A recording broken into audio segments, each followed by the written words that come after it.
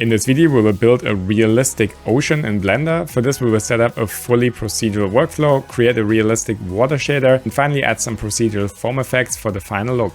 So in this video here, we're going to be building this nice procedural ocean shader here, and we're going to be using the 𝐘𝐨𝐻𝐸 render engine to achieve that. I said the whole shader here is fully procedural, including those foam effects, and you will see that this is kind of easy to set up. So if I take, for example, here this rock, let me just move that around. You can see that all of the foam effects here are automatically updated, and this is the advantage of using procedural shaders because everything basically then works automatically.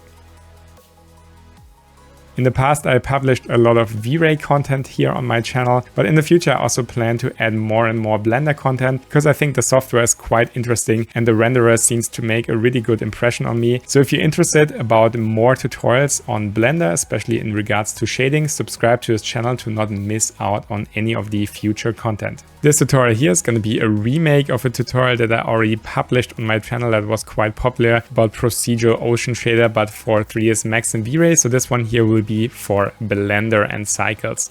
Let's first switch to V-Ray and see how the result looked there, and especially compare how fast that rendered.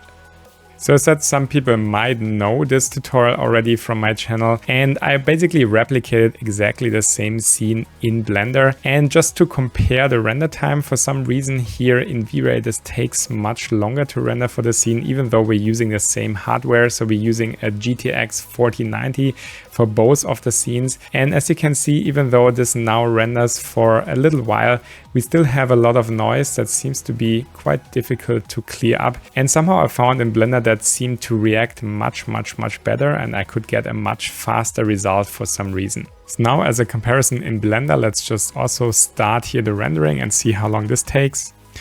And you will notice that the noise here cleans up much faster. I will get a much smoother result very fast. You can see there's now very little noise here on the ship. And of course, I disabled the denoising for both of the scenes. So everything is set up exactly the same. I use displacement for the rocks. I use an HDRI lighting for my environment. Everything is pretty much the same. And still in Blender, I really get much faster results here using the GPU. So I think this is just interesting, and I just wanted to share this result here with you as well.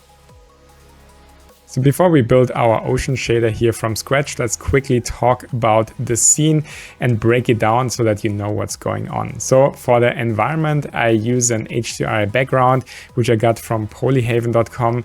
And I use this here to show up in the background and also to affect here my reflections.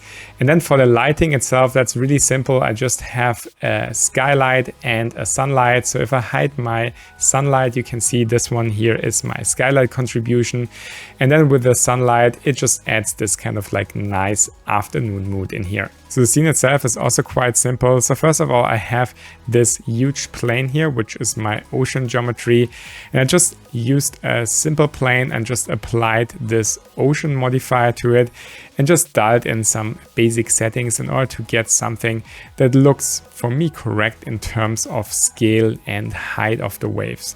You can copy exactly those settings if you want to replicate those exactly, but you can also just play around with those and just get something that you like. So this is the detail level in terms of geometry, and everything else I do by simple bump maps. So then here for the rocks, I just have a bunch of those rocks here instanced in my scene and just stuck them here through my ocean geometry. And that's quite important to make the shader look realistic, because then we have something that shows up below the water surface, and that just gives the scene much more depth and much more visual interest. And lastly, I just have here this atmospheric cylinder, which I just place around the whole scene, and that just has a simple atmospheric shader here, just that we get a little bit of haziness towards the horizon, and that the rocks which are further away from the camera, they just lose a tiny bit of contrast. It's a very subtle effect, but I think it's worth mentioning to have this in your exterior scenes always, because it just adds a lot more realism to those. So now let's finally start. So at the moment we don't have any shader applied to our ocean geometry, so let's change that by just adding a principled BSDF shader into our node graph and just connect that to our surface. So at the moment our shader is fully opaque, so we have to go to the transmission, just increase this weight all the way to 1 for now, and you can see now we have some refractions which are showing up, but at the moment they seem very blurry, and that's because the roughness here is set to 0.5. So let's just decrease that all the way to 0 for now. So now let's play with our transmission weight. In perfect water, of course, would have the weight all the way to 1, but you can see once I lower this, we're basically reducing our refraction, but we have these kind of interesting shadows which are appearing on our water surface. And since water in the real world is never completely clean, there's always some kind of particles or something floating on top of the surface. I want to incorporate this a little bit so we can have this tiny amount of shadows here at the top. We just need to dial in the value here very subtle. For example, let's choose something like 0.99 or 0.98, just that we have this little amount of shadow which is here on the surface. So this already looks now much more like water, but we have a bit of an issue, and that is that we don't really have any kind of absorption which is happening. So you can see the shallow water and the things which are much deeper here under the water, they all have the same amount of brightness. In reality, the light would be absorbed the more deep it gets here in the water. And for this, we will have to add here a volume absorption node into our node graph. Let's just connect that here into our volume of our material output. So now let's temporarily disconnect here our BSDF so we can see only our volume absorption. And you can see if I play here with this density slider, I can increase or decrease the absorption. In our case, let's stick here with a value of 1 because I think that seems to work fine for the scene. Now we can also go here for a different color. So increase the saturation here to 1, for example. And let's just choose here a different color, maybe something like 0.45. This kind of greenish tinting here under the water I think might look interesting. And now we can add this BSDF back here again. We can see now we have some kind of absorption that's happening under the water, and at the same time we also have this kind of greenish tint which is happening here. I think I will play a little bit more with the transmission weight because I feel here the shadows is a bit too strong. Let's choose 0.99. So just that we get a little bit of a hint here of those shadows, 0.985 maybe. Yeah, I think like this is probably a little bit better. And I think we can leave it at this for now. So now let's introduce some bump mapping, because at the moment we just have these very huge waves which come from our ocean modifier, and we have to add some kind of like these smaller waves in order to make the scale look correct, because at the moment it just looks like a miniature. So for this, let's add a simple noise texture. Just put this here in our node graph. Let's also put here a bump node and then just connect here. In this case, let's connect the color with the height and then put the normal into the normal of our shader. You can see as soon as we do this, we have some kind of bump mapping here applied to our surface. Let's play a little bit with the settings and let's just decrease this value here. And then let's add a little bit of detail. Let's put 15 in terms of detail, and scale, let's use a value of 2 and just add a little bit of distortion, 0.25 in here. And then let's just increase our roughness, let's say to 1. And then increase our strength to something like 5 or maybe something like 3. So we'll break up our big waves in a little bit smaller waves. So let me just mute this part in here. You can see without the waves and then with the medium-sized waves.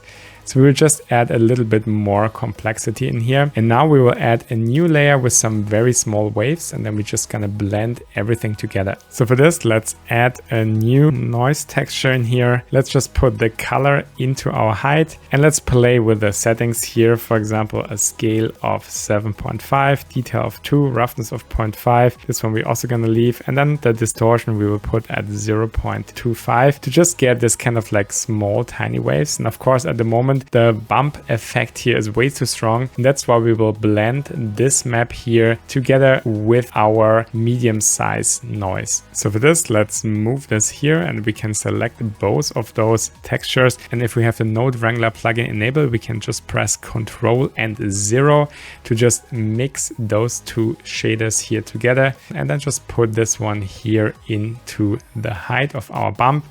And now we just have to blend that. So at the moment it has like a 50% blending.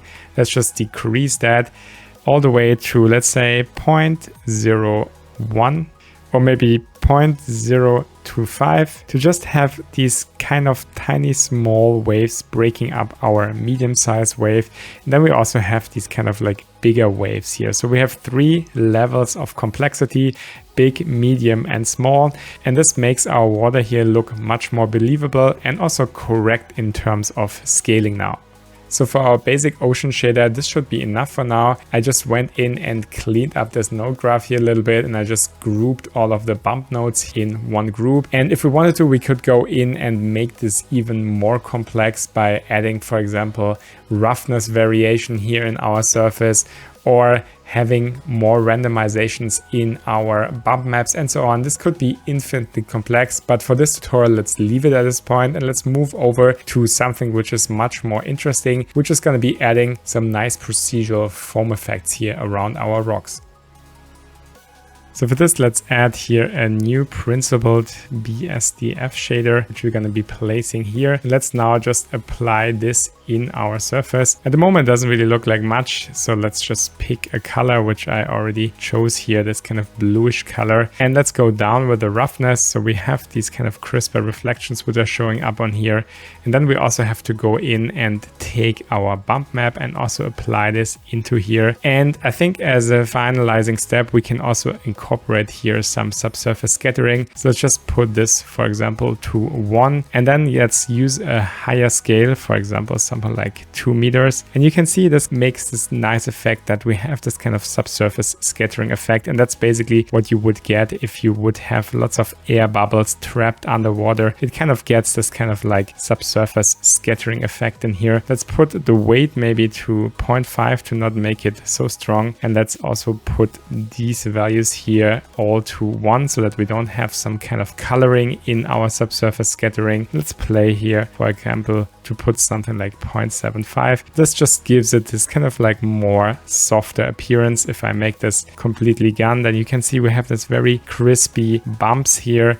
But with a weight of 0.75, for example, this just makes it more smooth and makes it look just more realistic in our case. So now we just have to go in and mix those two different shaders. So for this, let's just add a mix shader in here. Let's just put our ocean shader in this part of the mix shader and then our foam in this part. And then let's just connect that here back into our surface. And now you can blend back and forth between those two different shaders. But of course, we're not going to be using this simple factor in here, but we're going to be adding our own procedural mask to basically blend and add the foam only in those parts where we would want to add it. So in order to blend both shaders, we will use a simple noise texture. Let's just put this in here for now. And let's also use a simple color ramp to just increase the contrast of our noise texture, because by default, this is very subtle. So let's just increase here the contrast and let's just put this one into the effector of our mix shader. You can see we have some kind of blending here going on already. Let's go inside and play a bit with those values. Let's use a scale of 1.5 to make it a little bit bigger, details of 15, a roughness of 0.75, and then a little bit of distortions. So you can see we have something that looks already foamy, but let's play a bit with the color ramp here. Let's even invert it.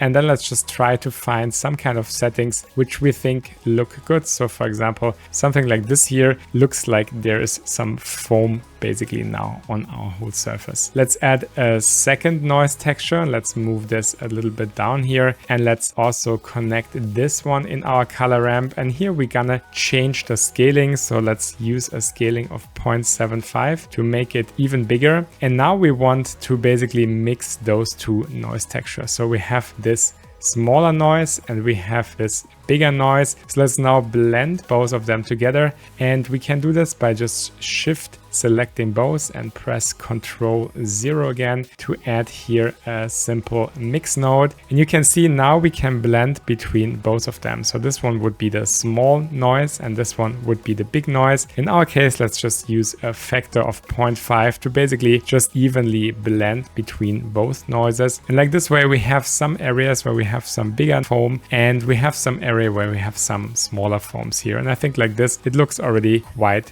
natural. So the issue is that now it looks like there's this kind of foam everywhere, and this of course we have to change now in the next step. So for this, let's add an ambient occlusion node, and then let's also connect this ambient occlusion to the factor, so we ignore those parts here for now, and let's use the inside occlusion and then put the distance of 2. And I think we need to invert this whole thing, so let's just add an invert color node inside here to just invert this. And you can see now we have this kind of foam mask which appears here around our rocks, and this now we have to combine with our foam. So this one here would be our foam, and we want to multiply this with this mask in here. So how do we do that? Let's just move this a little bit in a different order. So we will put the ambient occlusion on top, and let's add a simple mix color node inside here, and then we will put our noise texture in the B channel and then our ambient occlusion in the A channel. And let's connect this now into the factor. What we have to do now is to multiply this and then just increase here the factor to 1. And now we're basically multiplying our ambient occlusion node on top so that we only have these kind of foamy patterns appearing around the area which is masked out by the ambient occlusion. So this is now starting to work quite nicely. We have these bigger foam patches which are appearing around our rocks, but I want to bring in one more level of complexity by adding an additional ambient occlusion, which will be responsible for a more smoother transitions very close to our rocks. And you're going to see in a second what this will mean. So let's just add a new ambient occlusion inside here, and let's zoom a bit more towards here that we can see more clearly what's going on. Let's also use an invert color node already, because we're going to know that we use this as a mask. And let's connect this here into our factor. And let's also invert here the ambient occlusion by selecting the inside option. You can see now we're masking out everything that's quite close to those rocks. Let's increase the distance here to 1.5. And of course, at the moment, it doesn't really look very realistic. So let's add an RGB curve adjustment here in the middle, and let's play a bit with those values. Let's move here the curves around a little bit until we get something that looks a bit more like what we're looking for. And you can see this one now starts to work already quite nicely. We have this kind of like smoother transition here nearby our rocks, where it looks like there's a lot of smaller air bubbles here trapped under the water. And this, of course, now we also want to connect with our noise texture. And for this, let's add an additional mix color node into the graph. And let's connect this one into the B channel and then our previous color mix into the A channel. Let's connect this now into the factor. And now we can switch this one here to screen and increase the factor all the way to 1. And you can see that now we are mixing both of those together. So we have this kind of like smoother gradient here towards those rocks. And if I remove this, you can see we only have our noise now. So by mixing both of them together, I think we get a more realistic and much nicer result. And with the factor here, you can basically define how strong you want to blend them together. So this concludes our final shader, and I just reorganized everything so we can go through and summarize everything again. So up here we have our two different shaders, our ocean shader and our foam shader, and we're mixing them together with our mix shader. For the ocean and foam shader, they both use the same bubble map, which is responsible to add this kind of smaller wave patterns here on our surface. We generate this by mixing two different noise textures together and then just applying them in the normal input for both of those shaders here. And for the mix shader, the shader where we're mixing our ocean and our foam shader together, we need a mask in order to generate here our foam. And this mask we are generating down here in this part. And our mask consists out of two parts. We basically have this part here of the mask, which is just two different noise textures which are mixed together. The contrast is increased and we feed this here into this color mix node, and we're multiplying this with this ambient occlusion here so that the noise only shows up in those parts in here. And then we have a second part here, which is this one, and which is responsible for having these kind of like smoother transitions around our rocks. And then we're mixing both of those here together in this mixed color node. And if we do this, we will get this kind of result that we have this bigger noise around here and then this kind of smooth transition around the rocks. So for the final effect, I went in also and adjusted here the shader for the rocks a bit. And this is not really part of this video because it would get too long, but I used a very similar technique with these ambient occlusion nodes to just mask off these parts here of the rocks which are near my ocean surface. I just went in and darkened the texture here and increased the glossiness in those parts so that we have this kind of like crisper reflections that makes those rocks here look a bit wet, and it will blend smoother than together with the ocean. And I also went in and basically just added here this kind of like fake wave effect on the edges to just further try to blend both of them together. It doesn't really work super good from close up, but if you're a little bit further away, it helps to kind of like break up here the edges a bit more and help to unify the rocks and the ocean a little bit better. So this is the final effect, and as said, you will find a lot more Blender content on my channel in the future, so I would suggest you subscribe to this channel. If you want to support me, you can also join my Patreon, where you can get access to all of my scene files. At the moment I have mainly V-Ray scene files available there, but there's also a whole course on car rendering and lots of other additional goodies, so you can check this out if that's interesting for you. Otherwise, see you next tutorial, take care and see you soon.